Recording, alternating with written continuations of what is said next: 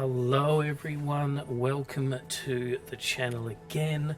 I thought I might do a different style of video this time, and in that of the style of Matt Lau and Scott Manley, pioneers in definitely the first Kerbal Space program game, and definitely stepping it up for the second one. I've noticed that Matt's been doing a lot of live streams, which is really cool. I'll definitely have to go check one out.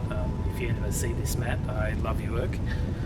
Right, well, let's get into it. So Kerbal Space Program 2, it definitely a long time awaiting, and I'm super keen it came out today for us down here in Australia on the 25th. You know, bit steep at $77, but for an early access, but you know what, I think it's still worth it because the game looks absolutely beautiful and it's not even finished yet. I can't wait to see what this will look like when it's finished. Anyway, so we have launched, we've taken off, we are using our SAS guidance to kind of follow our I believe it's the prograde marker there, and as you can see we're getting a bit of shimmy there. We're not even at 10,000 meters yet, and we're oh yeah, God, we haven't even hit separation, but we're about to. We're getting a bit of heat up on the capsule, but it's all good. And look at that! Oh no, it hit the side stability wing, or aileron maybe, I suppose. I'm sure maybe a pilot person will correct me, but it seems pretty smooth now. We're doing well. We're currently 15,000 meters and going up. Oh no! Oh, we got the wobble. Yeah. I think it's this one I've just given up because, yeah, I didn't think it was going to go too well. So we thought we'd go for try number 2, and look at that beautiful smoke effect. Really loving that they added that. You could get it as a mod in Kerbal Space Program 1, but it's nice that they've integrated some of those things coming into Kerbal Space Program 2. Yep, really enjoying the game. Going to speed up some of this because, you know, I don't think we need to. I don't think we need to see all of it. And separation was good this time. Didn't actually whack into the the aileron or control surface, which is good. And look at this. Here we go. Much better. It was still a little shaky in the launch. We're still following though that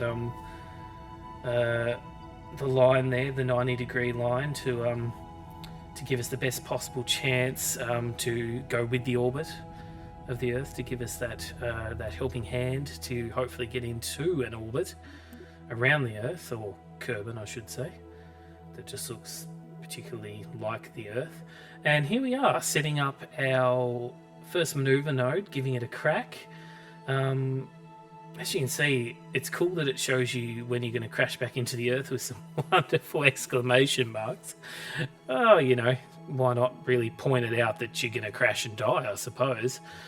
And here I'm just kind of trying to arrange it, and as you can see, I haven't given myself the best attitude to come up and create myself an orbit.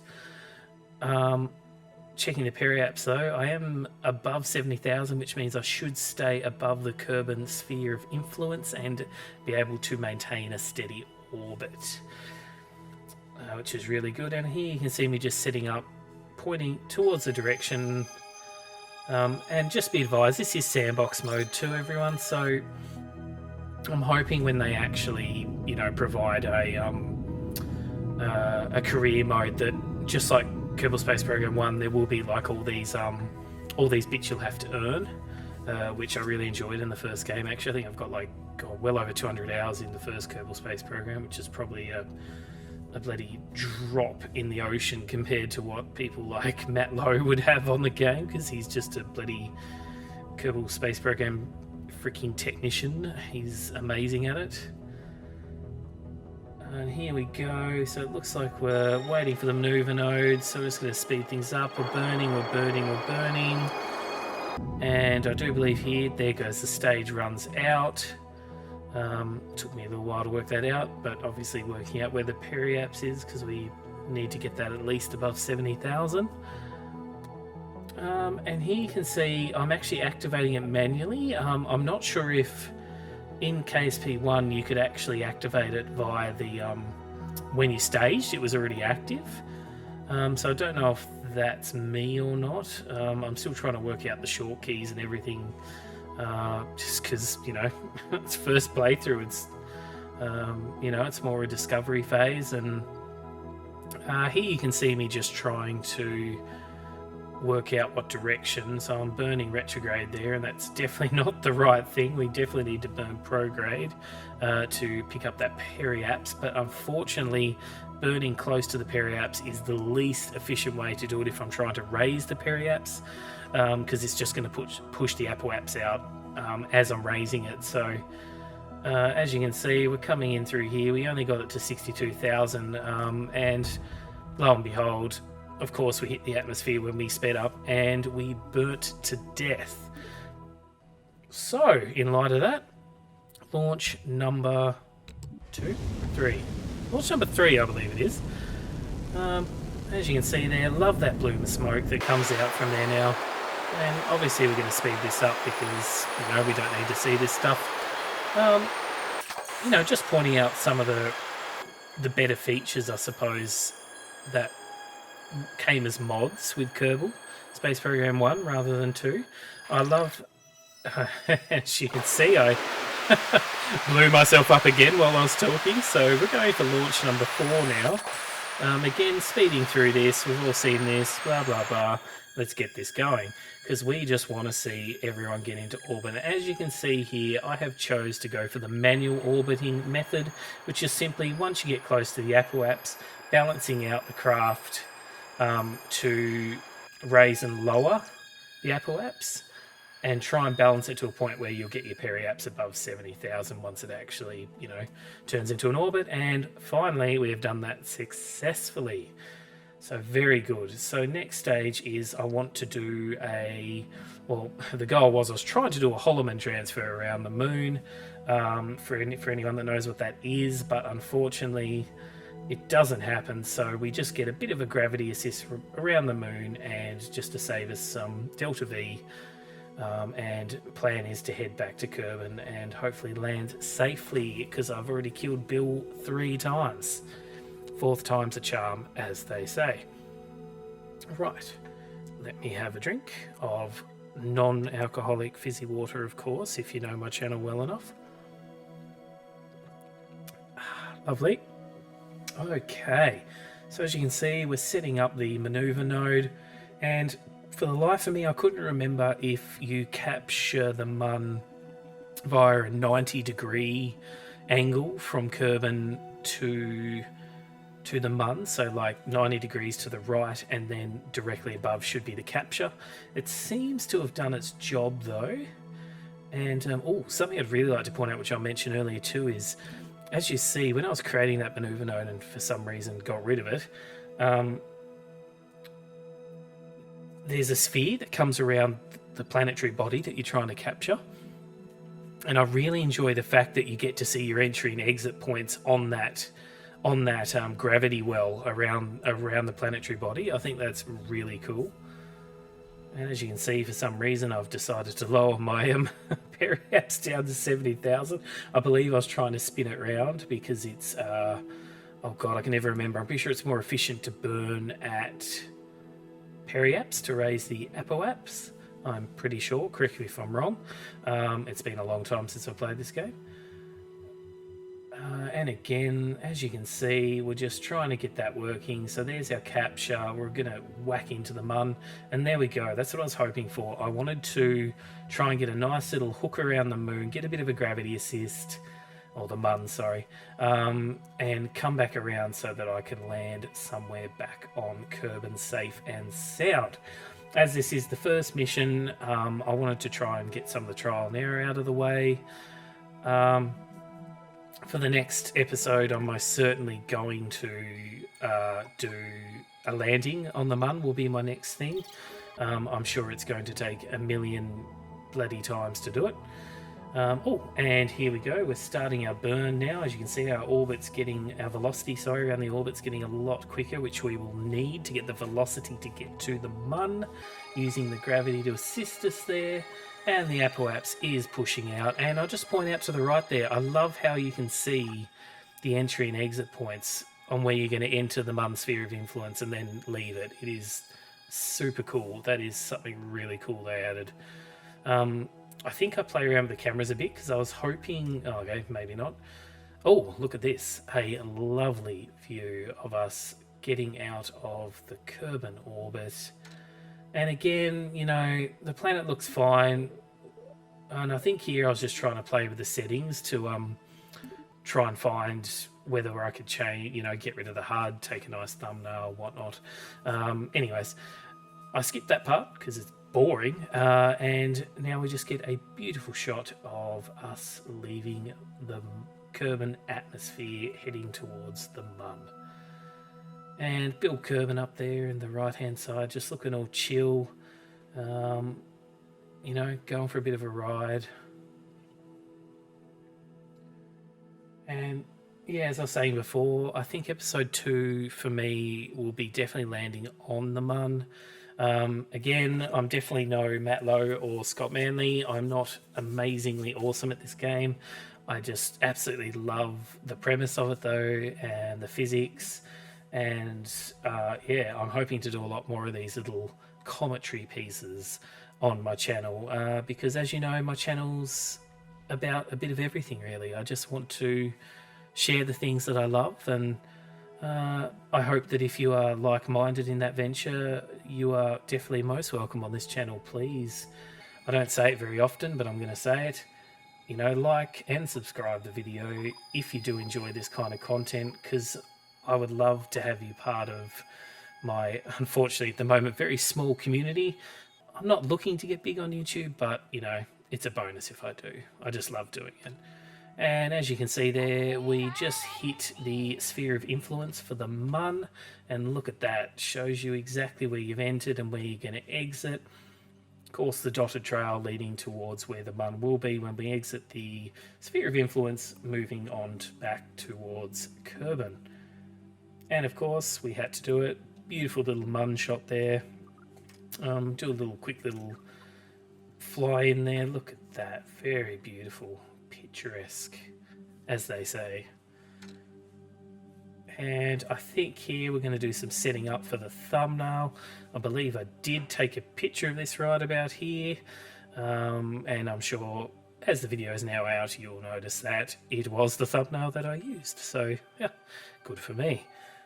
Okay, we seem to be, you know, lingering on this a bit. That's right, I remember I thought I'd have a quick EVA, see what we can do. You know, there's no science or anything you can gather yet, so didn't want to risk the fact of letting go of the craft and trying to use the the EVA, you know, propulsion to fly around. It was not that game. So I believe in the end I just decided, you know, we'll just get a nice pretty picture and then jump back in the craft and be on our way. And again, look at that beautiful, beautiful look. Yep, changing the cameras around. See if I can get a nice little thumbnail picture here. Oh, look at that. Isn't that beautiful? Wonderful. Okay. Looks like we've done everything we need to do here. Be nice if we can do some science on the upper atmosphere of the Mun, but that has not been put in the game yet. It will get there though. You know, remembering this is the first day of an early access game. You know, I've seen a lot of hate already for the game, saying, oh, it shouldn't have been early access, it shouldn't have come out, there's still so much work to do. But you know what, at the end of the day, you know, it's a work in progress like every other game. And isn't it great that we get the opportunity as both players and hopefully creators as well to have some input into, you know, what's going on with the game, and actually have some feedback on how we can improve it and find the bugs, which I haven't run into any yet, which is nice. but I've heard they are there. And as you can see, getting my Apple apps down to about 91,000 kilometres in Kerbal, just because we'll do a little bit of a course adjustment once we get in here. Plenty of delta V left to do a nice little slow down burn, so that we don't hit the atmosphere too quickly. And again, we're just going to burn retrograde, sorry, just to push down that the periaps. We don't want to go too steep into it, so I've left about, I like to leave about 20,000. In that particular stage, we do about 13,000 kilometres, which is fine. I'm going to do a nice slow down burn. As you can see, our orbit's picking our speed up, so we're currently almost about 28,000 meters per second. We'll try and slow that down as much as we can with the rest of our delta V before we do our last separation, and using the heat shield obviously to bring us safely back to Kerbal. And again, Bill there just looking super happy, not much facial expression. I'm sure they'll fix that in the later comings of the game. And look at that, we have separation, and you also get messages saying that your bits are going to smash into Kerbal, which is exactly what I want. No space junk, as Mr. Matt would say. Alrighty, so I play a bit here with the staging because I just have no idea whether this bloody parachute's going to come out or not. But all's well that ends well. Just want to make sure that it is, doing its thing. And look at this beautiful shot. If you can see down the left on the purple thing is our sea level, and look at that, bits of debris flying back past us to safely crash land in the atmosphere of Kerbal. Of course, that has been perfectly trajectorized so that it will hit the ocean. Kind of.